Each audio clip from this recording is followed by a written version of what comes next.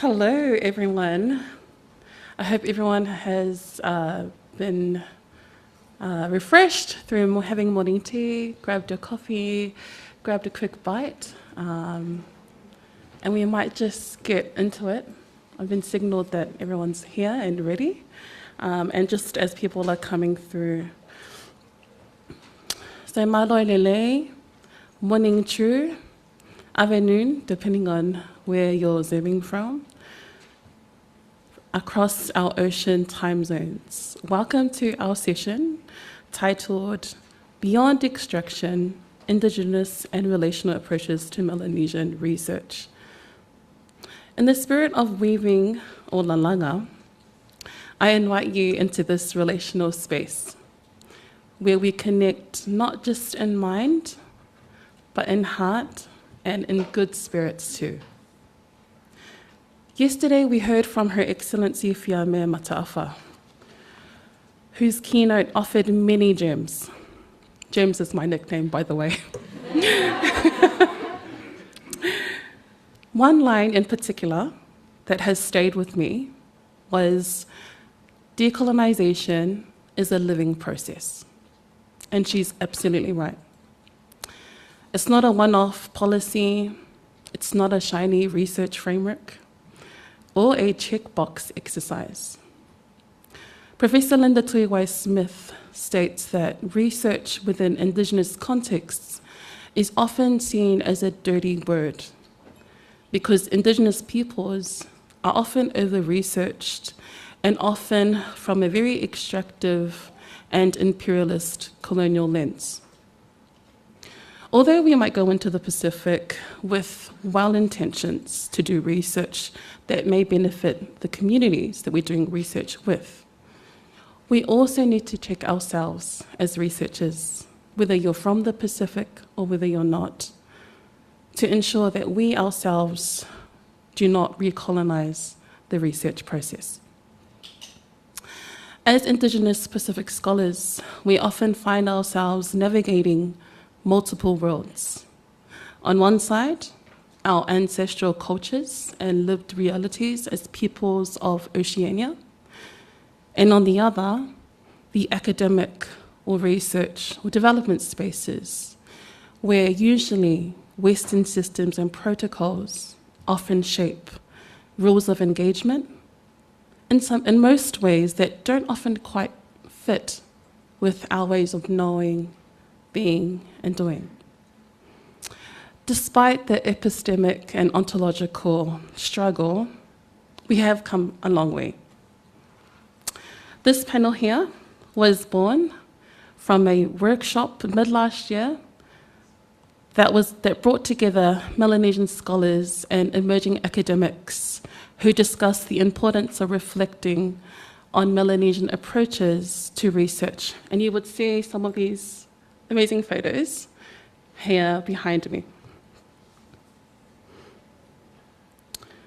There is also going to be a future book launch based on Melanesian approaches to research that would be published soon. So watch this space.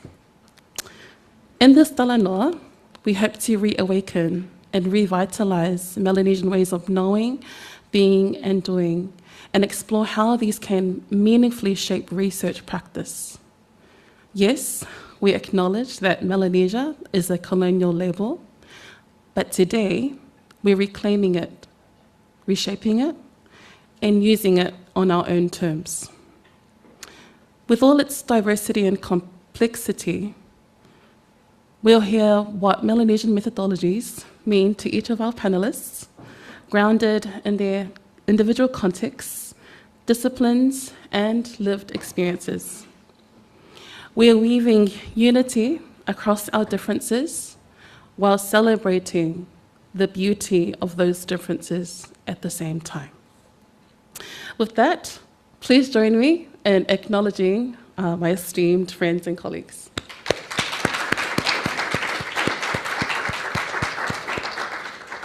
We have both here at the end, Dr. Theresa Meki and Dr. Masta, both research fellows from the Department of Pacific Affairs, thank you kindly for entrusting me with the honor of chairing this panel. And we also have here Dr. Anthony Tutugoro, postdoctoral researcher with ANR, and Dr. Anna Nalpa, research fellow.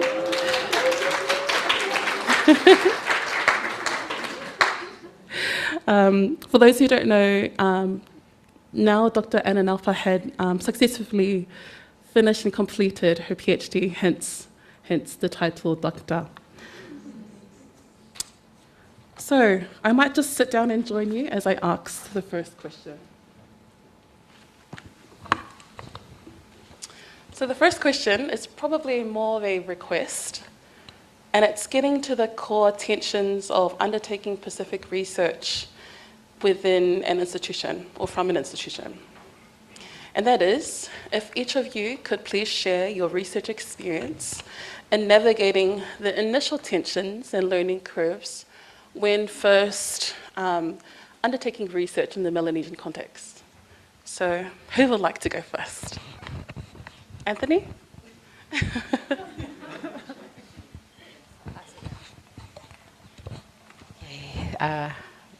Malo, Gemma, thank you through everyone.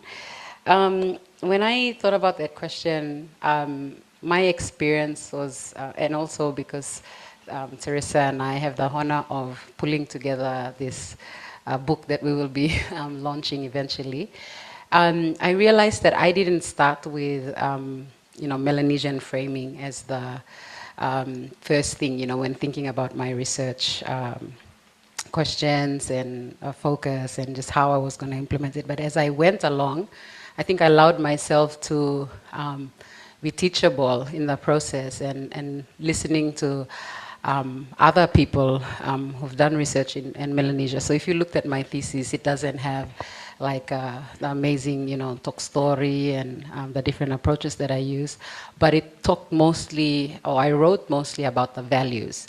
And I think the tension for me was around also unlearning what it means. And by doing that, it's a lot of like positionality and reflexivity. Again, these are words we often use, but how do you embody it? And I realized that I do this it's almost like my everyday practice, when I'm talking to my father, my mother, all these different, or uncles, aunts. So that relationality aspect comes through all those different experiences. But where I am at the different time and spaces, that's when I navigate that with my positionality. So the tension was around, just that continuous reflection, tension, which is good tension because it got me thinking about the different processes and the different times and places that I am constantly having to work with different people and different asks that I needed. So whether it's in an institution, a Western institution where I did my PhD, or it's working with the community elders that I needed to, they were my gatekeepers, and I needed to access the research participants. How I navigated that was a constant tension because I have to look at my own position as a scholar who's from the Pacific but coming from a Western institution. So how do you present yourself in that case? So I have to think about honoring and making sure I give them time, like people in communities. How do I make sure that they're involved from the start of my research and the different ways in which I get them involved. So it's just, navigating and thinking through my positionality constantly in every process of the research. Okay, morning, Ogeta. I will talk about the very first time I had to do a research exercise. And this was, I think, 13 years ago maybe, when I was an honors student. And with the honors project, it's very short, so you only have like a year to do research. And that time it was the late 2011. And we were leading up to the next 2012 elections. And I was in Goroka, my hometown, and everybody was talking about Julie Soso, who became the first governor of the Eastern Highlands. But at that time, she had been contesting since '97, so that was the buzz. So I wanted my honors project to capture that. So my question was, to investigate how young people perceived women leaders or how they thought about a woman leader. And I had two supervisors. One's very practical. They're both very practical, on time. One was German, so she's like, you only have a year, do something and just get it out. So initially I thought I'll just do a survey, utilize all the students, that's easy. And then the students went on strike, which they happen to do a lot in PNG universities, which worked to my advantage. Because when I did the first initial survey, it just felt a bit dry. And I was like, I need to do something qualitative to complement this. So the center that I came from at UOG is called the Center of Social Media. So everything, you either had to put either filmmaking into your project or photography into your project. And I thought I'd do a workshop just getting elements of photo voice. So in that way, it just felt so wrong to do a workshop where they were giving me information and I wasn't giving them anything back because I didn't have a budget to have lunch or host or do anything like that. But the center had all these disposable cameras, and then I said, okay, we'll do a workshop and I'll just run through the basics of, light and exposure and rule of thirds, and they go out, take a picture on what they define as democracy or a woman trying to get into parliament. And then we held a little exhibition. So from the blurb that they wrote with their photos, I used that for my data. And they also got to keep the camera and the crash course education and the photos that they took. So to me, I felt quite satisfied that they got something back. And that was I would never forget that, because I just felt it was so unfair that they would give me something and I wouldn't give them anything back. And when you're at home at the time, you don't see yourself as a Melanesian, so you don't realize what you're feeling. It's only in hindsight that you realize that research is an extractive process. That's why I felt so uncomfortable taking stuff without giving something back to them. So yeah, it was nice to have something in the project that was a process that we both participated to get the outcome. And that was my first sort of discomfort when I got introduced into research. Thanks. Good morning, Olketa. It's my first time to be on a panel in this conference. I just want to acknowledge the Ngunnawal and Ngambri people whose unceded lands we're on and who generously, often without their knowledge, are hosting events like this and are not here.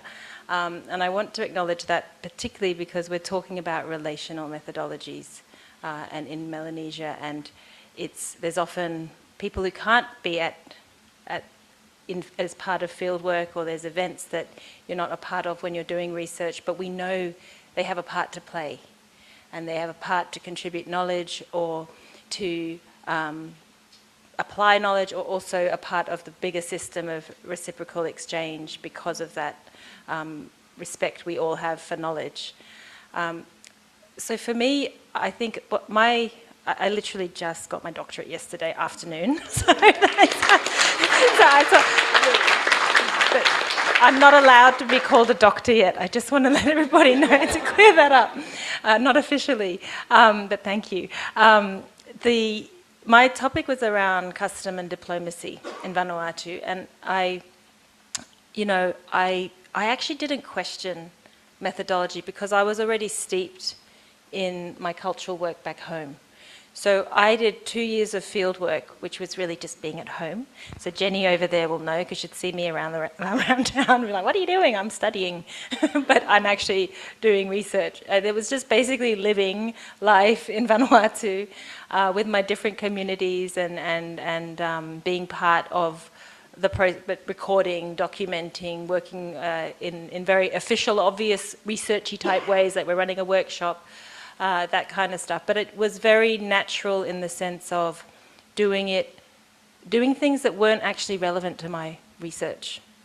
Doing stuff that was more relevant for my island community, from Erromango, working with our chiefs, working with our leaders, doing stuff that just didn't seem related to my topic, which was actually looking at custom roads and these custom roads of relationality within our island, across the island, across the waters, between islands, all the way to my brother Anthony's country in Kanaki, New Caledonia, thinking about our one talks all the way up north through to Solomon's, Te Motu, and following these journeys and conversations. So that was my research, and I realized my research was actually the methodology in itself, because to do all of that, I had to do all the protocols and the customs and to go about it. And it was very normal, because that's just what you do, I think, as you said. So for me, the tension arose, Gemma, was when actually it came to, I moved with my family to Canberra,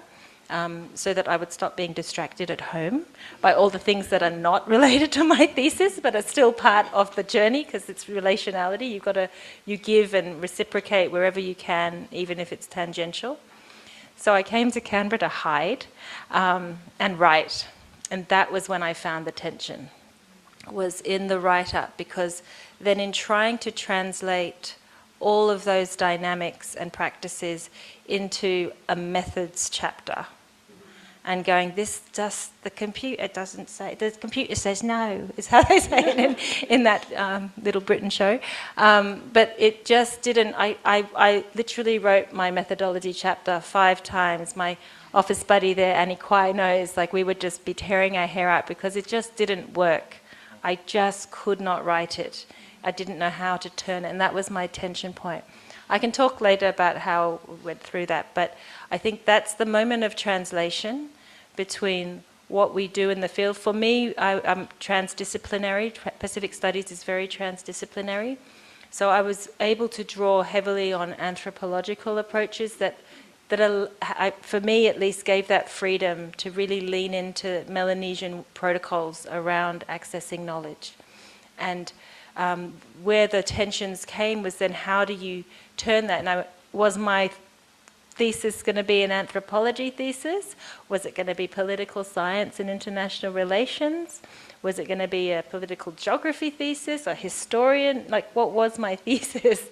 And because it was, so what I ended up doing, long story short, on tensions, is my methodology became me describing the custom roads.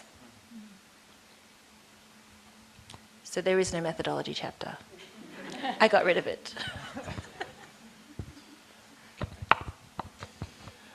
Good morning, everyone, and again, I'd like to pay my respect to the visible in the room and the invisible spirit that allows us to talk in the space. And thanks again to ANU for having me this week. It's a pleasure to share with the Pacific community.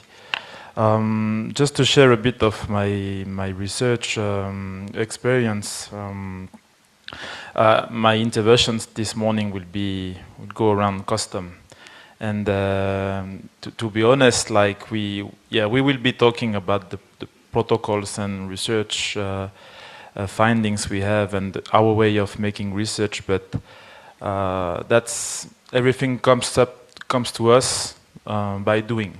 Okay. So to me, the experience I'd like to share to start is the protocols I have to build when I started my interviews.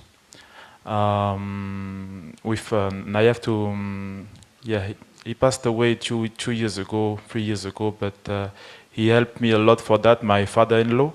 I remember when we had this first meeting, I was already like starting my PhD for 2 years, and after all the field work, I had to start these interviews, and I remember I had this meeting with him, and as soon as the conversation was, we go to, he was the youngest member of the Council of the Government in New Caledonia, so he has a big experience, political experience and customary experience. And when the conversation was starting to be like, we talk about difficult point of the New Caledonia's history, I remember that I had my custom with me. I did the gesture to him just to say, we're gonna talk, we're gonna have an interview, but before we start, I wanted to officialize the beginning of the conversation, to ask you the permission to collect your thoughts and your speaking. And when you responded, I will always remember, he said, that's what you're going, that's what you are looking, you are searching a way of collecting the talks, and that's the way you're gonna do for each of the people you will meet on the ground. And that's what happened during my whole research. I will talk a bit more after that. But in the custom, in the Kanak custom, like you're never one. You don't behave alone. So even if you do the custom alone, you are representing your clan, you are representing your family and the group. So you always, how do you say? You have to be prudent when you move. So I won't say it's easy, but it's always easy to go with other clans. You can do the custom easily. But the biggest question was when I had to interview my own clan. Because I'm from a family which, maybe you know the family name, there's a lot of people from my family, from my fathers, are engaged in the independence movement. So when I say fathers, it's not uncles for us in the custom, like all the cousins and brothers of your father, they are your father. So the problem became when I had to interview them. How can I fix with my protocol? Because I have to do the custom. But in the customary way, you never do custom to your own clan. Never. You are not going to give a gift to a piece of you. It doesn't make sense. And then I start to think. I say, am I interviewing them personally, as leaders, or as representatives of an organization? Of a political party, of a trade union, and that's how I find the bridge, okay, to make custom. But it was really hard for me, make custom to my own family. But I say, well, we're making the gesture, but it's not between the two of us, Father. It's to the organization. You will take it and you will show it to the other members of the organizations, and by doing this. You don't learn this in any books. No manuals will explain you how to do this. So how do you say? You move, you act while you're doing the things, but you try to make it. You try to fix with all the principles you've been taught since you're a child.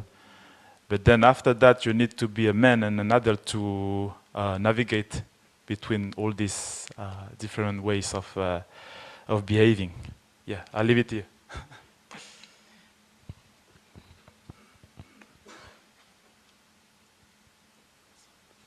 Thank you kindly to our panelists. And just from hearing from each of your responses, each of you touched on the importance of positionality and how embedded we are as peoples from the Pacific, from Oceania, and in this case from New Caledonia, Vanuatu, and Papua New Guinea, and bringing yourself into the research process. And I really loved what you shared there, Anthony, about, yes, it's about who we are as a people, and in your case, ensuring that you know the principles and the customs, and especially going into the research from your own clan, and then navigating that space not only from your own positionality, but also from the positionality of those that you're doing the research with. And in this case, it was your own family. And so that was really, it was great to hear some of those tensions across the different spectrums of the research process. So thank you so much. This is probably a nice segue into the next question. And some of you have already touched on parts of this. And so the next question is, what then is Melanesian methodologies? What does it mean to you?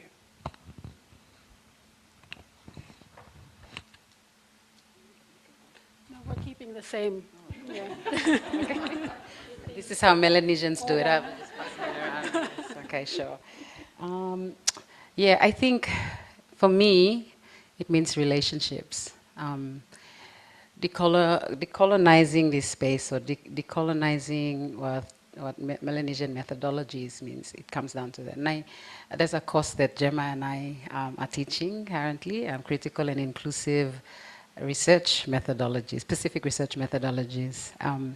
And the more I read into what Pacific Island or what Melanesian methodology means, it's really about giving space and voice to our experiences. So prior to the workshop, I had a conversation with Kabini Sangha, Associate Professor at the Wellington Victoria University. Sorry, I have to get that right, Victoria.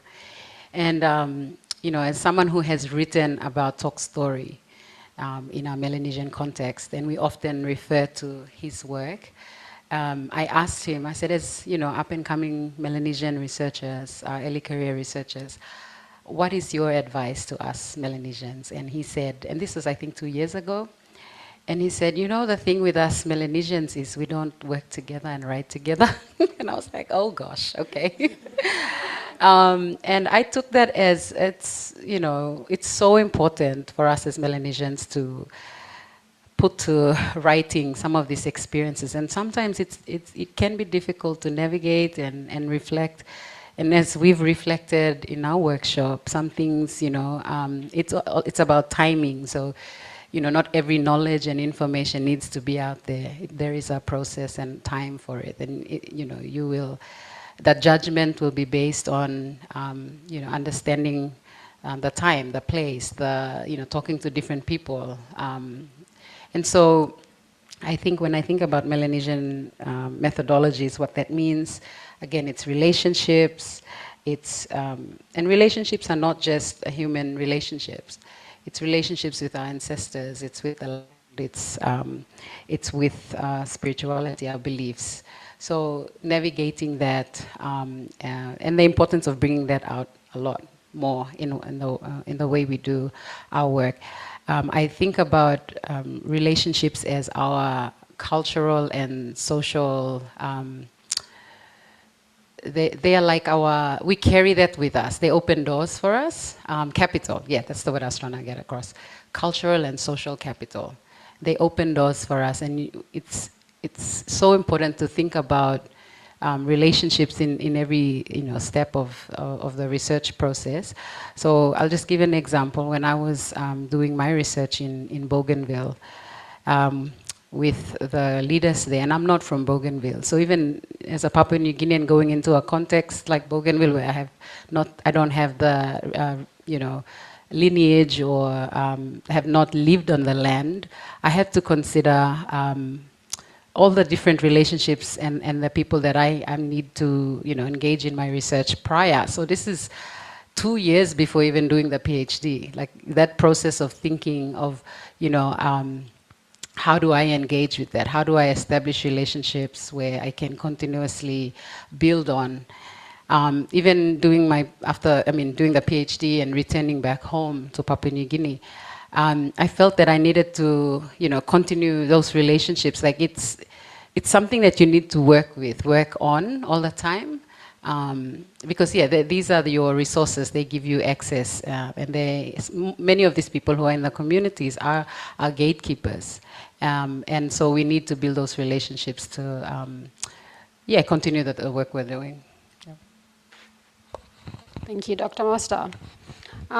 Just to add on, I will quote Chris Chavalli on this. He said, when seeking to do research in Melanesia, always seek participation. And one concept that came through in my thesis, again, all of this is so much easier in hindsight. Like when you're in the field, and it depends what method you use. Like you could be more, it's a different approach if you're doing long-term observation or ethnography compared to if you just have 2 months and you have to go in and out. So it's not a sort of cookie cutter thing. It works according to your context and how much time you have and what you're working with. But the word that I like to leave is luksave, which I use in my thesis a lot, and it just means to acknowledge. So it could be that I walk across campus and I see Clarida, my student there. I have to do this, I have to do that, or I have to do something to luksave that I know her and she knows me. And it's the same with getting into the context, like in the place where you're conducting your research, you acknowledge that there are already systems in place. There is a structure of who's important, who's the chief, who's the gatekeeper, who's that auntie that you need to go and talk to before you start talking to other people. acknowledge who gives you access and acknowledge the time they spend in, giving their data to you. It's respectful to do that and not, rush through the process. And there's a thing about living in a country for so long and then going back. So when I came here, I stayed, I think, a year and a bit before I went back to PNG. And then when I went back to, I was very Canberranized. People were lining up so close to me at Poponeta. They were standing at the ATM, and I'm like, oh my gosh, can you just move?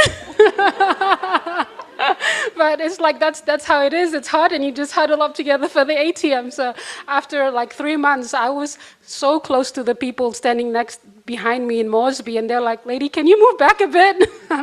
But you see how quickly you can change when you're in an environment for so long. And then the first person that I spoke to in Moresby, he's from Oro. He's my friend's dad, and we just sat down, just placed the order, and I just started with all my questions, and then he just gave me a good talking to. He's like, you're way too fast. You have to slow down. You can't be asking me this. I just met you. I'm like, oh, okay. So a lot of unlearning, relearning, and it's not.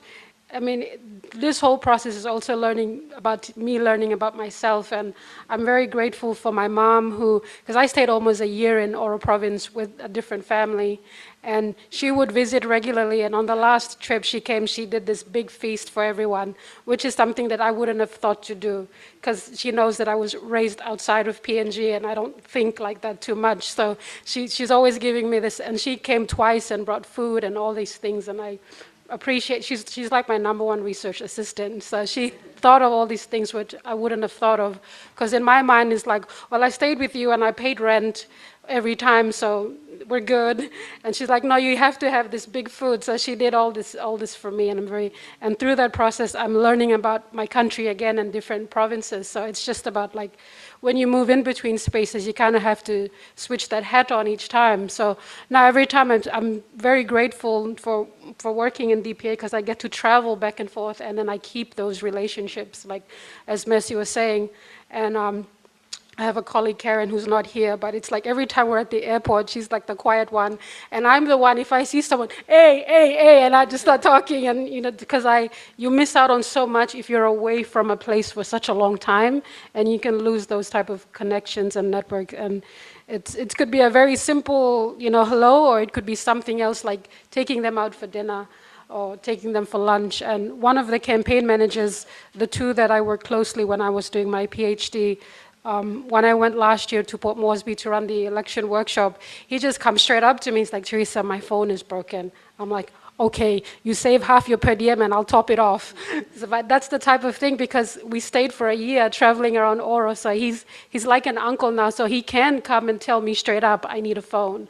So it's this type of relationships that you step into, and you can't step out, especially if you're local.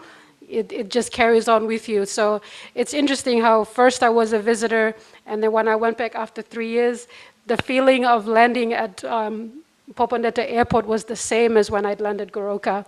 And I just thought, this is amazing that I feel that. And then when I went there to observe elections, like half the people know me, so they start talking. I'm like, okay, don't do this, I'm working. But it's interesting how you can assimilate. And again, I'm speaking from long-term ethnography and building that relationship, and always acknowledging who gave you that space, who allowed you to become more than a visitor and gave you a nickname and gave you a home and provided you safety while you were doing this work. So yeah, just Luxawe is a very huge thing, and in the society that I was working with, and I could probably say the same for the rest of Melanesia and the Pacific. What was your nickname? Tiri. I think, what does Melanesian methodologies mean for me? There's been, I think the point that Mercy said about writing about it, there's a good tradition of Pacific research methodologies, right? And all of you in the room, you'd probably have come across them, in whether it's in your studies or in your own research or work. And Linda Tuhiwai-Smith, who you quoted, Gemma, she would talk about the decolonial aspect of Pacific research methodologies, and that being emplaced in your communities, even if it's your own family sometimes, it was also my own family too sometimes, is an act of decolonizing the methodologies, because they do require different approaches. They make us rethink what the distance of a researcher looks like when you are part of who you're researching, or who the research topic is about.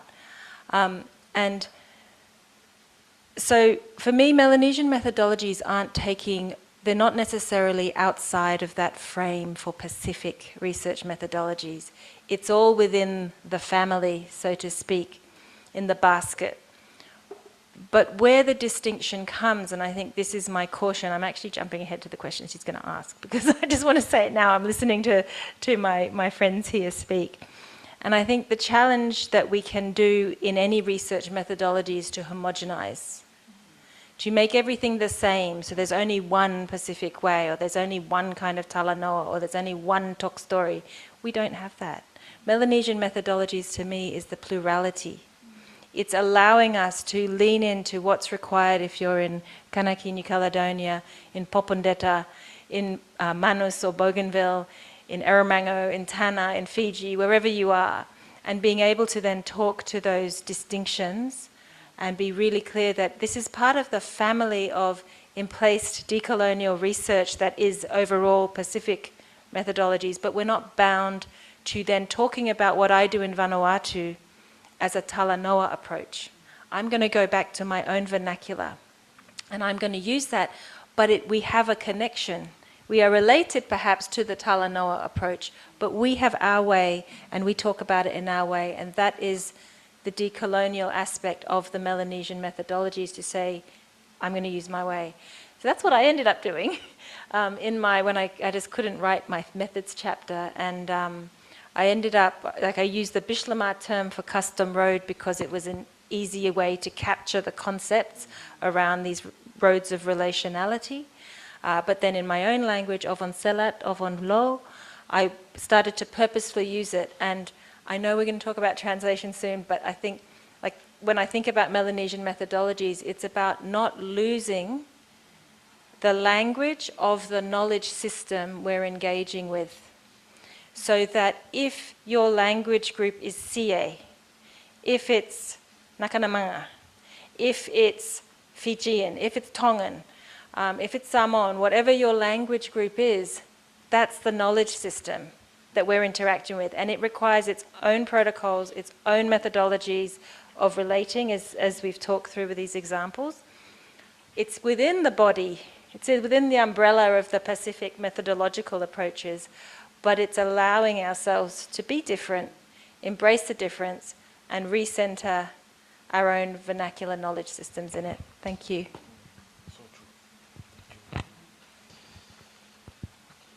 Yeah, we're having new ideas to bring in the book. Yeah, so to me, Melanesian, if there is a Melanesian way of doing research, I think I discovered it at the end of the PhD, while I was reflecting especially on the introduction, same struggling as Anna. So I remember my PhD supervisor asked me for an introduction at the beginning of the PhD thesis, which I wrote, which I completely erased at the end and restart again, because and I think it's something, if we have students in the room or starting a PhD at the moment, that's something you need to take into consideration. Necessarily you will write it at the end, because it's at the end only that you discover what you've done. So, and I think my answer will be really similar to Theresa. I had my bachelor in UNC, in New Caledonia, but at that time we didn't have any master degree, so we'll have to go and move to France. Well, it's another reflex to go to France, but we could go in the region, right? But for us, it's like a format. Since when you're a child, you need to go to France to have a good diploma and then come back, and so it's all pathways which are changing now. So I went to France for 4 years, and in Brittany, and so they didn't teach me how to do custom in Brittany, right? But so after that, 4 years. 4 years is a long time when you're young, more young. Now for us, it's 4 years. It's really quick. But okay, no joking anymore. Let's focus. When I came back home after the master degree, so I was formed on the political science way of Western political science, and then I wanted absolutely to come back in New Caledonia, in the Pacific region, to make the PhD. A lot of people say, no, you should stay in France and do the PhD there. It's good universities. I said, no, I want to go there, but there's no pathway. There's no way. We're gonna create the way. Okay, so that's the reason why I came back in the Pacific. When I came back, first of all, your family, they haven't seen you for years. Okay, so the first thing is you need to participate, you need to engage. And as Theresa said, like if you come, like we haven't seen you for 4 years, and if you come with all your questions, like you have plenty of things to know, nobody will give you the answers. You know that. Because our way of getting to knowledge is presence. You need to be here, you need to participate, and you need to prove that you really want to know, okay? And in the like, I know sometimes I talk with people, some people talk about initiation or customary initiation. To me, there are not customary initiations. Nobody will tell you what is custom. You have to do, you have to participate, and it's like you learn until the end, until the last day, until you die. So my aim was to make a PhD on the independence movement in New Caledonia. So the first thing I did is just observe, just come and prove that you wanna learn. So you have to go into congresses, you have to go in meetings, but you don't talk. Okay. And one of the word with my father-in-law told me, and that's a bit the framing of the chapter I wrote for this book that is coming. You have two ears to listen, you have two eyes to watch, but you only have 1 month to talk. Okay, and the symbolic is so powerful. Like, first of all, like we give you the permission to be here, to watch. Secondly, we give you the permission to listen. Okay, and at the end of all of that, you will talk. So that's what I'm doing today. Now it's finished. But first of all, it was observation, and at the end, like it's also a way of proving to the people. That showing yourself, proving that you are involved, and then after that only I had to come with these interviews, okay. But the thing with the interviews, why I explained the tension with the custom, is that for us in the way of doing research, you need to do it on record, okay. So that's the reason why you have to ask customary the permission to record, because otherwise you won't have words, you won't have speaks, or you will have like general talks, general speaks. But what we want to do when we do this kind of interviews is to go in depth, right? So yeah, after that only when at the end of all of this, when I reframed the introduction, then I realized that in fact, it's our own way of doing this. Like, we haven't learned this in any manuals, any books, but yeah, we had to deal with it and doing it culturally, okay, doing it as a researcher, and every time we ask. Some people in rooms will ask, like, how do you position it yourself? Like, are you a Kanak? Are you a researcher? You're both. you can be both. That's what we are trying to do in writing this book, trying that we can be both. Thank you so much to our panelists. What I got from the responses from the panelists was that Melanesian methodologies sits under the umbrella of decolonizing Pacific research approaches.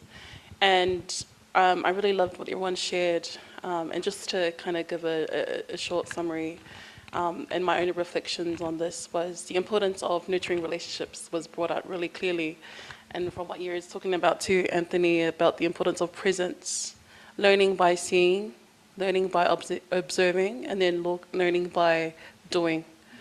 And I really loved that, the importance of loksave, which is what you talked about, Theresa, and also what you talked about too, Anna, about the plurality of Melanesian methodologies, working through multiple diverse complexities and understanding the importance of context.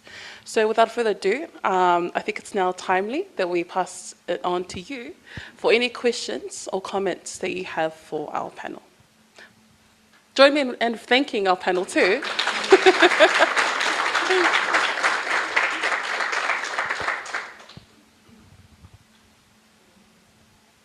There's a mic.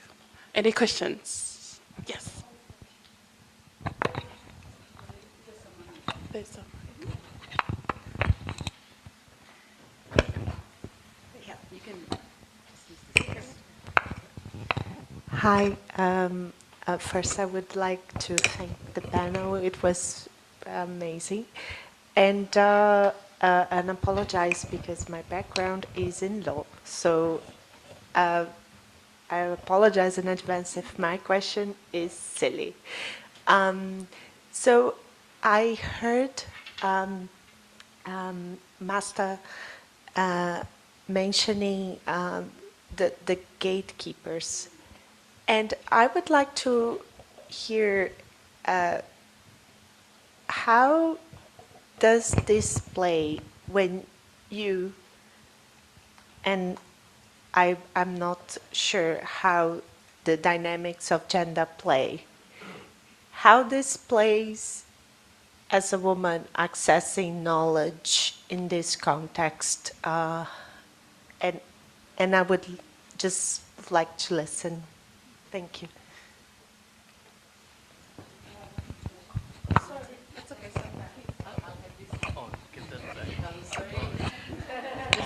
Thank you. Oh yeah. Oh, you want to help? Oh, I thought you were going to ask the question. No. Oh, you were going to ask the question? I wasn't. Oh, he's going to help. Thank you. Take one more question.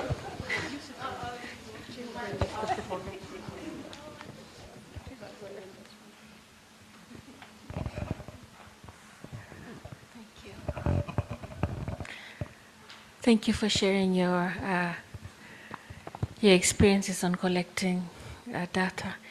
I just want to ask this to the four of you. Like in some practices in the Pacific, like, and maybe for Anthony, like that's new to me. Like, you know, you can't ask your own kind of kinsmen. You cannot go back to them because you can't give something back to yourself. So, like, I want to ask, like, was there at any point that any of you during your researches that you have to give something back? Like I heard like you will give something back, but like in practical, for example, like in Guadalcanal and Solomon Islands, you have to make a chupu.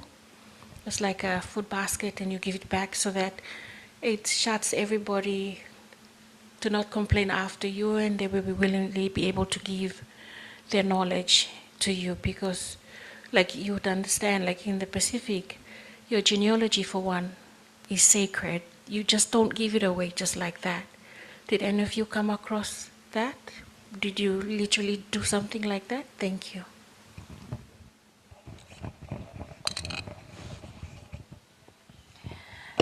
Okay, thank you very much. That was very, very interesting having to sit here and listen to all of that. I will be going out to do data collection, and this I thought was very timely.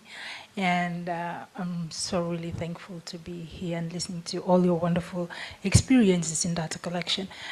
The one thing I just wanted to ask is, again, when you happen to work with your own people, and there's the question of trust. The community that I have planned to work with are actually it's part of the project site is my village, and I'm trying to see even if you have experienced the part where, because you did not grow up in that place, in the village, for so long, you've been away, that, the general attitude is that you should know the relationship and how to go about it. And here you are claiming to be part of the chiefly clan, and yet you don't know the nuances that makes respect fall in its right place. And what I'm trying to get at is that there is the part where they expect you to give back, even when you still haven't finished everything. But while you are there collecting data, they kind of expect something back from you. Have any of you ever come across the part where there's always been research done and we're not getting anything back? So here you are, again, asking us, we're the custodians of the knowledge that you're seeking, but you will be like those other people who just came in, asked questions, got what they want, they went, and that's it. We don't see them again. And I fear that will happen to me, because these are my own people I'm going to at the end of the month. Thank you. We might respond to those questions. Okay. All right, I'll just respond to the gatekeeper question. Thank you for that. So with gatekeepers, my experience has been that like knowing who they are, and the way to know it, especially for someone who's come from the outside, and I consider myself an outsider, insider, because I'm not from Bougainville. And so going in there, it's sometimes you don't have direct access to them. So you kind of have to go through people you know. So the people links are so important. Your relationships with people who, say Melanesians that you're studying with or you're working with, someone will know someone. Like it's, for us in the Pacific, it's probably 1 or 2 degrees of separation. And so it's to our advantage. Snowballing, that's right. So, the snowballing method is actually a really good one, because it's, you talk to someone and then they'll refer you to someone else. But gatekeepers are so important. Like they're the ones who will give you access to their people that you can interview. And it's through them that you have to consider protocols and custom work, especially if we're not from there. And having them, and it's an ongoing relationship. So like I said, with my experience, because I worked in the development sector in gender, I kind of, in advance knew that this would be the people that I'll be working with if I want to pursue a PhD. So it's just that continuous engagement. So prior to starting the PhD, probably like 8 months before, I contacted them and say, I'm coming, you'll be expecting me. And just having that continuous communication, dialogue. But it's not just about the research. It's kind of informing them through the relationship that this is good for us. This is good for our communities when we're... So it's helping them to understand the importance of that shared learning, shared collaboration in terms of the research. It's not for us, it's for our community. Gatekeepers. And gatekeepers, your question about the gender dynamics, it's both men and women, and how you navigate that is really understanding the protocols of or customs of that place. In Bougainville, they are a matrilineal society. So obviously women are the gatekeepers in some of the places that I did the interview. So it's going to who's the matrilineal the leader in that context, talking to them, spending time, and then they will give you through that continuous relationship who they'd like you to talk to, and respecting that. If they choose for you not to talk to certain people, that's fine, you know. So it's both men and women, but it's really, if you want to address the gender dynamics and how do we get more men and women involved, it's understanding their protocol and what's respectful. I'm not sure if I answered your question, but yeah, thank you.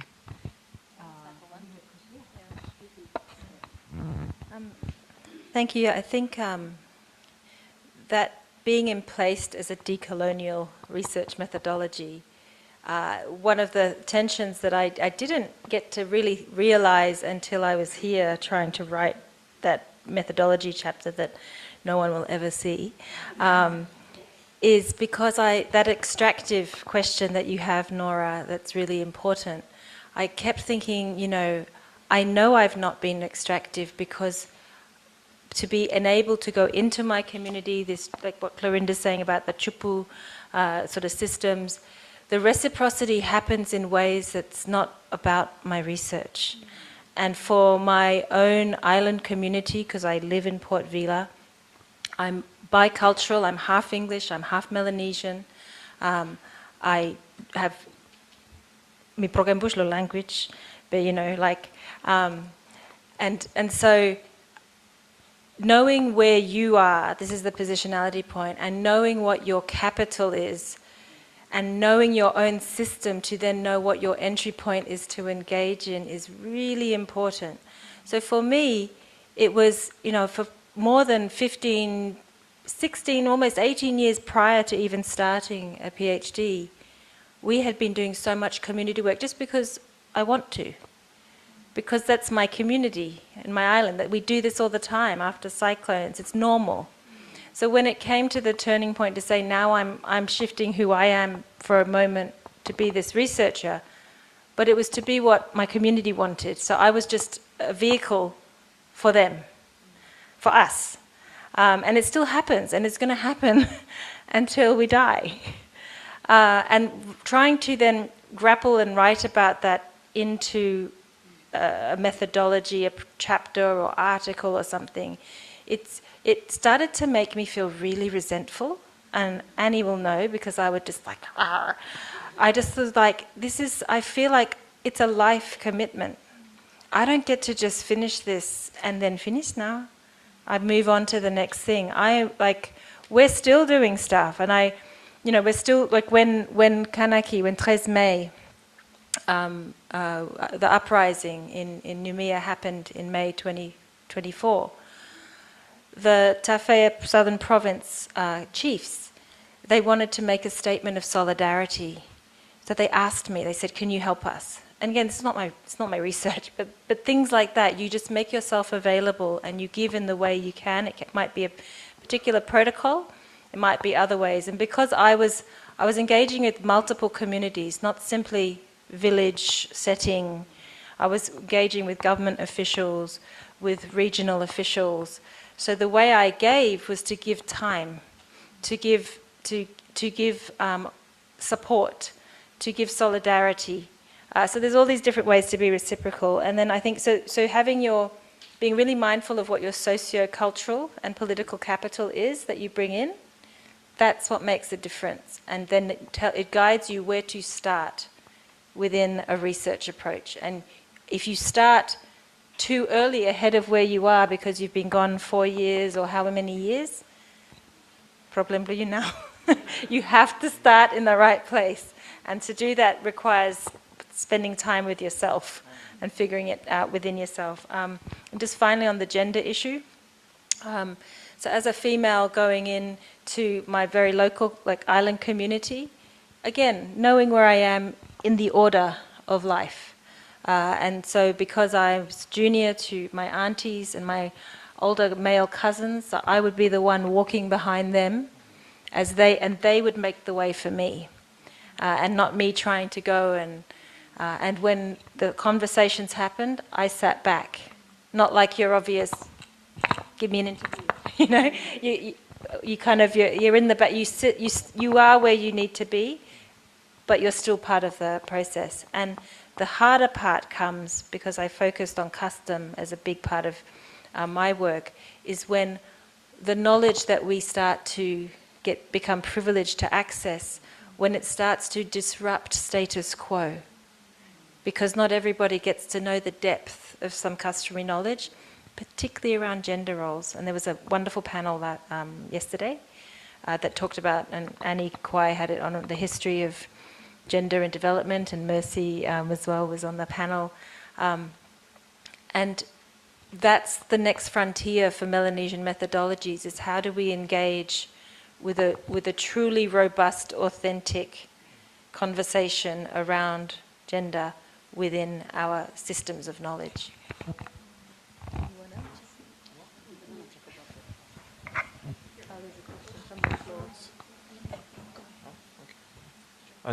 I just answer to the question, and so thank you so much for these questions. My answer will, I think, answer to both of your questions. For the custom, you said you're from Guadalcanal, right? From Guadalcanal? No, sorry. Oh, okay. Awesome. So for us, like for millennials, the elders, they use yams or mats or anything you have home that you made by yourself, by your sweat. Okay. So now in the modern world, we use a lot of Chinese fabrics, but the symbol is always the same. Like it's the link between us, and we use money, and money is the proof of the sweat. Sometimes people say like we don't have to use money in custom, but the custom is also the work, is the proof of the work. Money you can buy food, so it's also a proof of the work. So what we in the modern time what we do is we use piece of fabrics and money, but the difference is when you start to do things on the customary way, as soon as you put the custom on the table, you're talking to the visible, but you're opening the space to the others. As I said, like you can be two in the room, we do custom to another person, but they may be 200 in front of you. You don't know who is in the room. So as soon as you open this space, be really careful of what you say. And yeah, all the people from the Pacific Ocean knows what I'm talking about. So the thing is, when we talk about the work we're going to do, as I say, I wanted to go into the roots of the independence movement.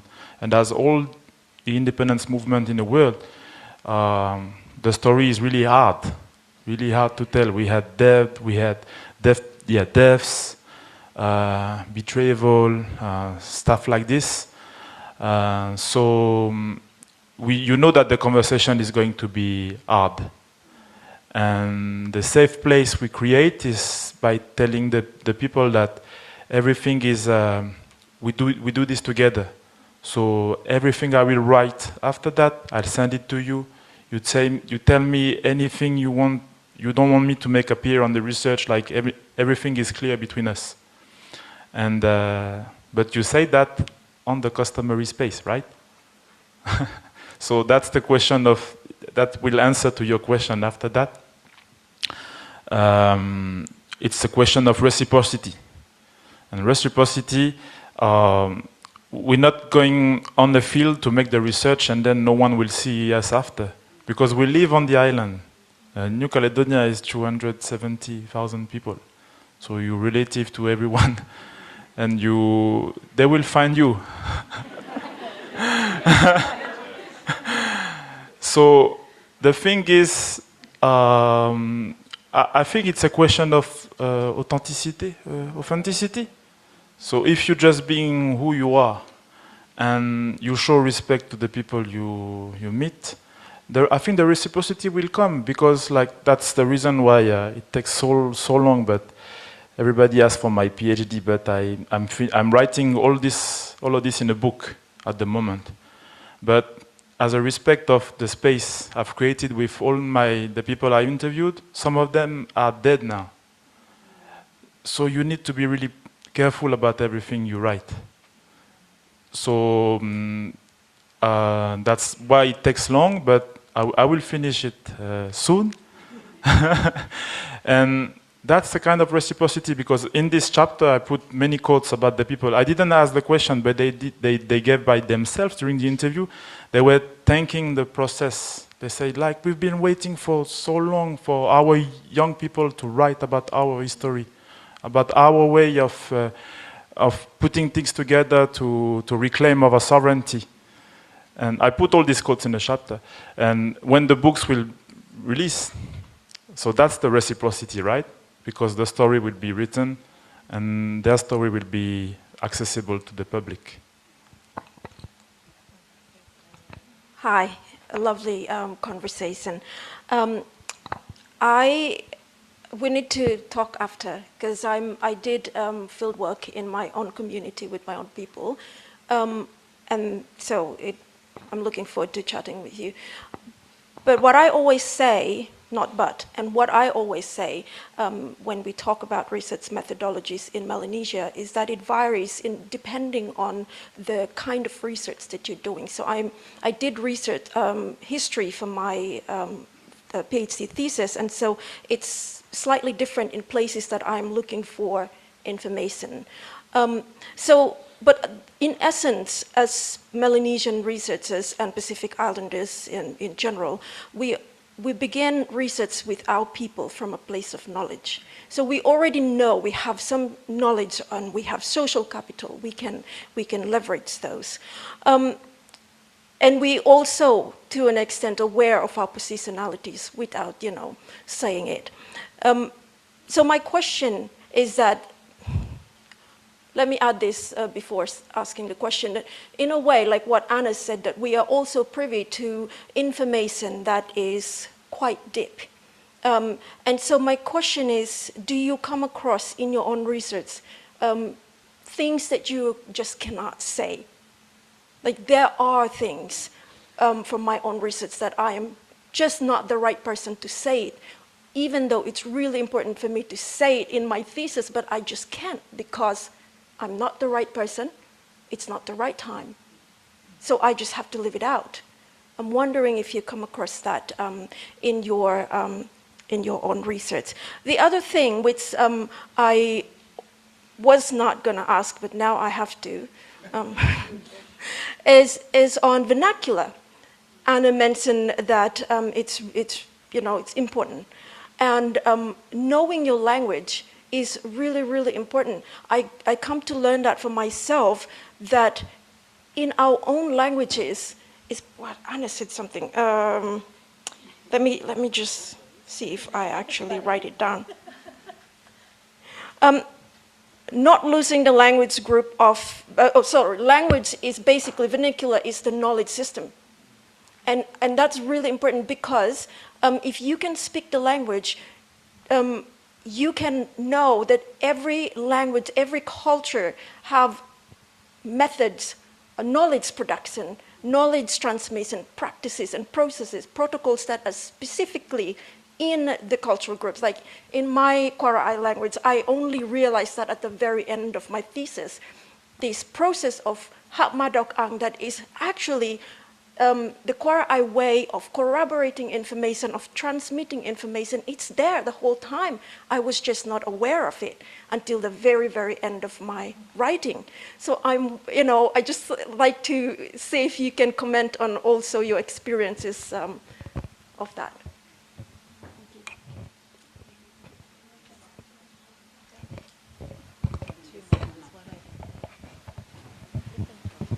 Thank you for very riveting and very interesting discussions. Anna, congratulations. Yay!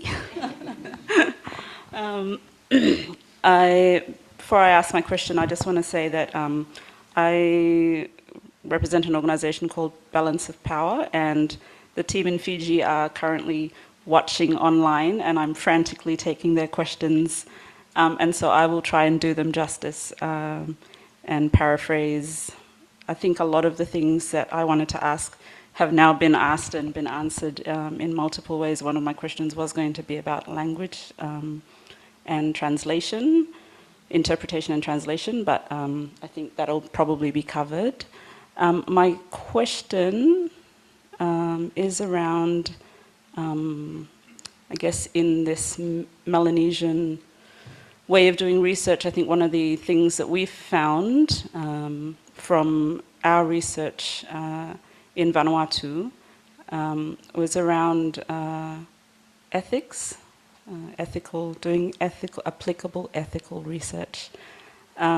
And our research coordinator, Vanina Lumu, who some of you might know, had written a blog about it, and I think, Mercy, your paper talks about it as well. But I think when they started working with DPA, had come up, they'd done the right thing to do. They'd done an ethics, they'd gone through an ethics committee. It went up to ANU or DPA's ethics committee to kind of make sure that everything was good to go. But then when they went out into the field, they found out that this idea of ethics is an ongoing iterative process, and that it isn't a standard thing. Like every island they went to, so they went to 4 different islands in Vanuatu, and every time they went, they had to readjust the way that and I think what Vani says in her blog is that this ethics process is an ongoing thing, and you don't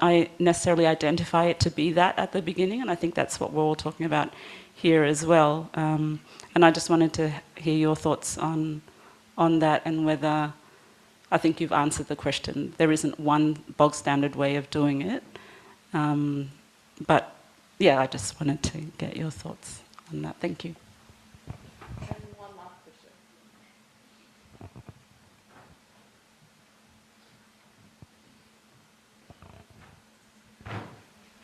Thank you so much, everybody, and to all the questions.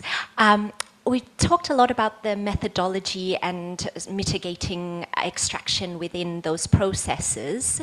I'm wondering, what are your kind of personal boundaries around extraction of this knowledge and networks and privileged access that you've all now built, and how you protect yourselves and your communities? Or another way of putting it might be, how do you want people to use that knowledge that you're putting out into the world in a non-extractive way? Thank you.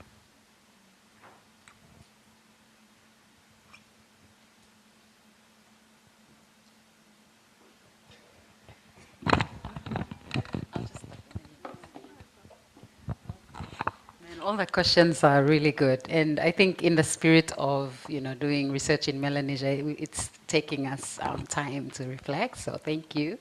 I'll try and answer some, but the point about Annie you made about our experiences where, in terms of research in writing, that we have to consider the restriction, right? So when I went to Bougainville, I can just share that experience and learning about the Upe tradition. So the Upe in Bougainville is a kind of male initiation, because my research is around understanding masculinity and how we deal with violence. Yeah, just by engaging with the people, like the people themselves, and it's a practice in the central part of Bougainville, not everywhere, and it's been one that has, stood the test of times. They continuously practice, and part of me was so itching. I'm like, Bougainville is such a rich, the people are wonderful, and just learning about that culture, doing masculinity studies there. But realizing that even for the people, they themselves are not talking about it, They want to keep it sacred. And there's certain things that we just have to accept, that this is not what they want out there.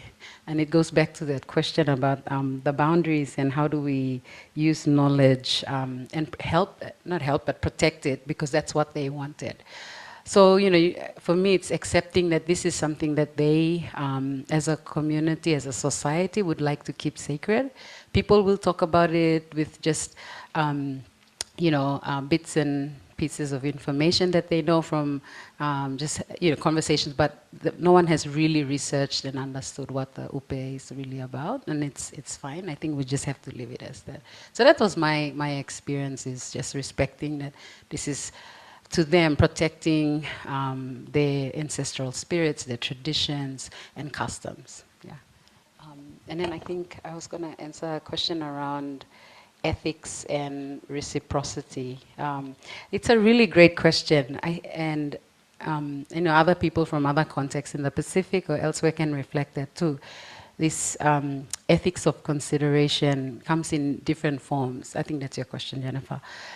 Whether it's participation or it's protocol, so it's respecting that. And for us as researchers, I found that there's certain things I wrote in the ethics approval, but I did something else in the context. It's just the nature of it, because it's ongoing, you have to continuously reflect. You go to a certain community and their protocols are different. You didn't capture that in there. So you're learning as you go and you're changing, but you're respecting, because at that, you as a researcher, you are the person, wanting that information. So you have to go with what the expectation of the community or their practice.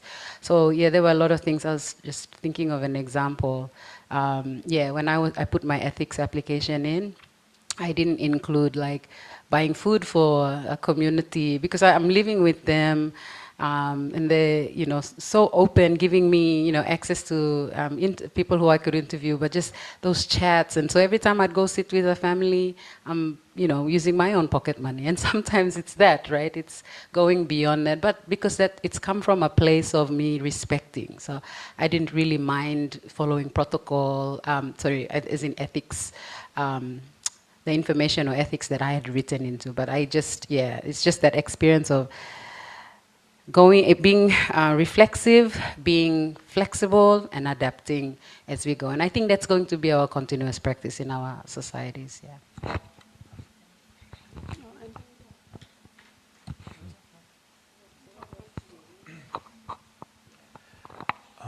No, I'm just trying to bring a bit more of elements.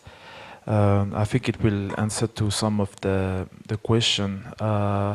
Something I forgot to say for my case, the interviews I used, I quote the names of the people, and I've got this question once: would a person who come to New Caledonia and meet the same people you met, ask the same question, will find the same results? So I said. Maybe difficultly he will meet the same people. He could ask the same questions and so on, but I think it's really hard that he will find the same results. Why? Because I think that this person will say that, oh, it's okay, I'm gonna anonymize the datas, okay? But how can you be anonymous in an island of 270,000 people? So if you're talking about like day-to-day questions, maybe you can do it that way. But when you're talking about politics, like everyone knows who's gonna say, the thing. So if you go and interview a woman from, the East Coast, we know who is it. But the person will go back home, okay, and work there. But us, we live on the island. That's the big difference. And I wanted to name the people because it's also a way of acknowledging the work that has been done. And that leads me to my last point, the importance of this book. Because as I said at the beginning when I started, when I was a student, I didn't find any manual, any books guiding me in that. Hopefully, with what we are doing at the moment, it will give bricks, some answers to the students who will follow. So that's why, for us, it's not only another line on the CV. It's a duty to make this, just to put everything we've done on the paper. And as Anna said, we don't want to fix it. We don't want to to freeze it. No, that's not the duty that's not our aim. But it's just to say to the others that will come after, like, guys, we face the same questions, we face the same problems. Like we did when we had this workshop last year, like we all discovered that we all did the same thing by ourselves in our islands, asking ourselves the same questions, like facing the same issues.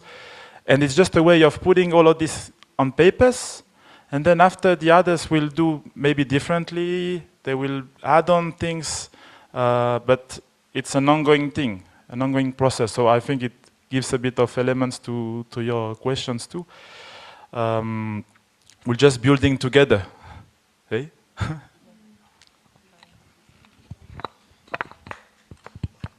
I'll just add a little bit on about the ethics thing.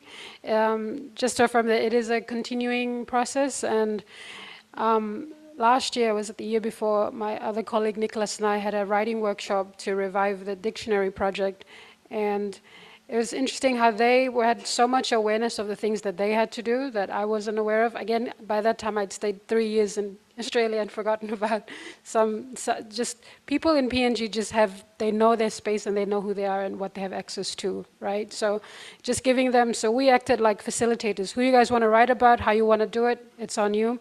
This is the ANU ethics process. So we talked about this bit and then they talked about their bit. Like, okay, I have to do this custom work, I need to talk to this family.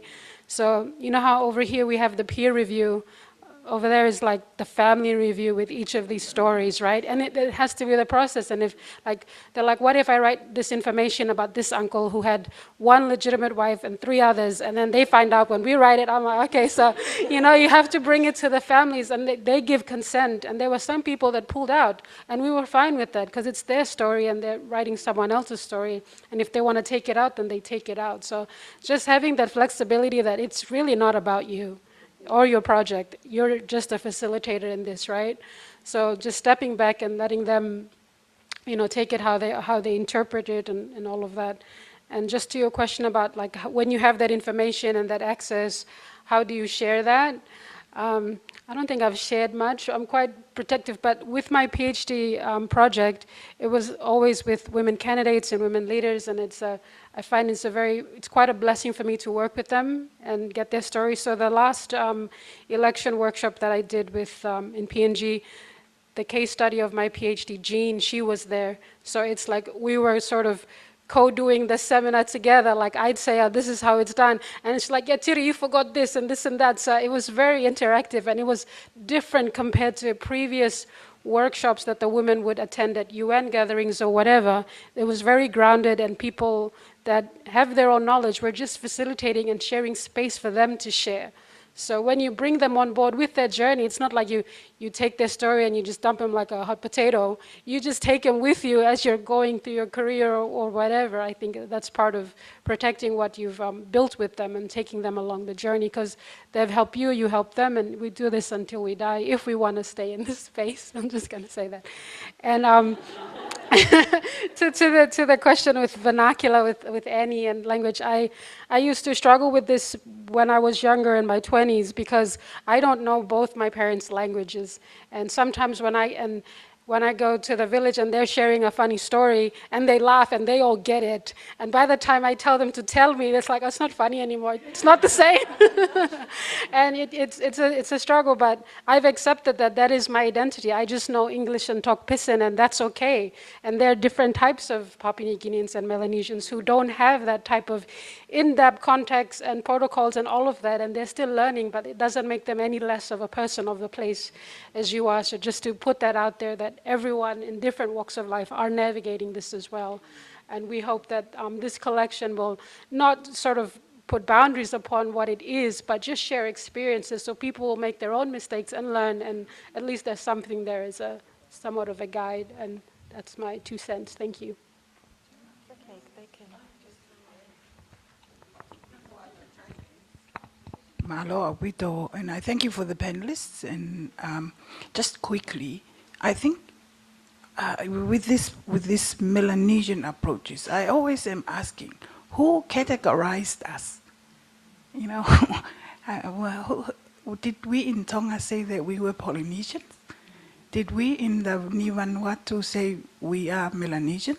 I think it's important that we reframe our thinking of ourselves in the Pacific, because we share a lot of similarities. And I think, just to say, because I feel wherever we are in the Pacific, or I think outside the Pacific, trust is what we want, we have to have with those that we work with in terms of research. And in our different contexts then, you know, in Tonga, you learn how to navigate that trust in a different way from that in the Solomon Islands. So, and even if you're an outsider researcher from Australia, you have to then have the humility to understand how do you get the trust of the people of that culture, people in Tonga. So you don't rock up to the high school where I work and ask for surveys to be done. And the Tongans, I don't know about the people from Vanuatu, they will smile at you and tell you lies blatantly. They will just tell you things that are not correct. So, because they don't trust you. And it is how do you get this trust? And that's how we navigate our research, you know, whether you, even if living in Tonga, you are inside a role to the next village, outside a role.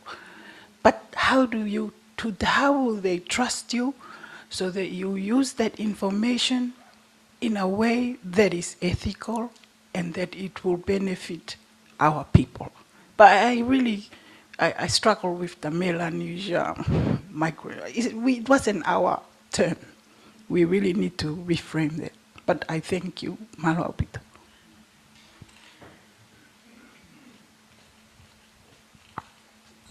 Malungahu, Dr. Reverend Ungatea, for your kind comments. And thank you. Let's please join me in giving a hand to our panelists.